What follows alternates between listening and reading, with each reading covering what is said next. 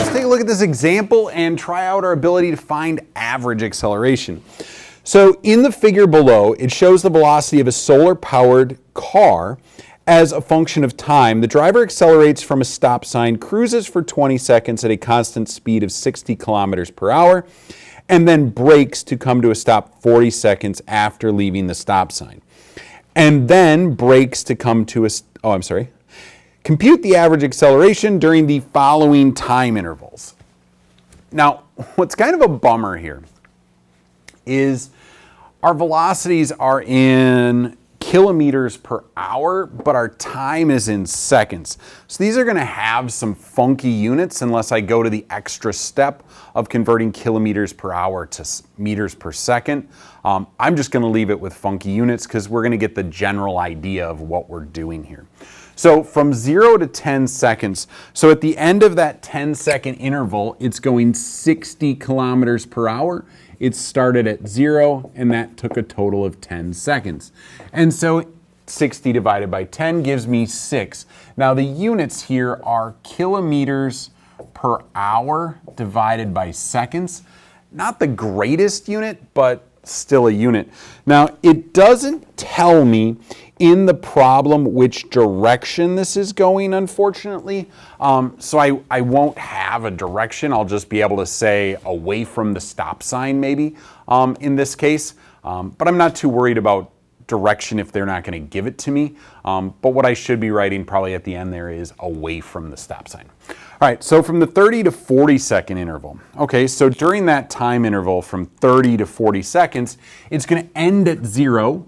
And it's going to start, because remember delta is final minus initial, and it begins at 60. So at 40 seconds it stopped, at 30 seconds it's 60. Divided by final minus initial, so 40 minus 30.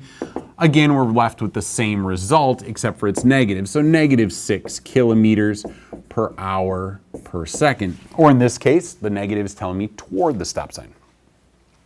Now from 10 seconds to 30 seconds, well, it's going 60 and it ends at 60 as well. So really in the end here, we got 30 minus 10, we got 0 on top, and so our acceleration, our average acceleration, is 0 kilometers per hour per second. And the 0 just is indicating that there's a constant velocity, and that's what it does tell us in the problem, that it cruises at a constant speed.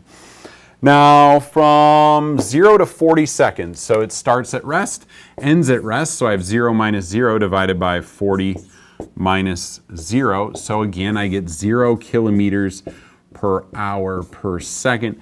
So again, in some of these situations, this is not a very useful piece of information for my solar-powered car. What was my overall average acceleration for the whole trip, start to stop, because it's not telling me any information along the way. So for this type of situation, more of a granular, a smaller increment would probably be more useful, much the same as like running around a circular track. The average velocity for one trip around the track, not very useful because it's 0.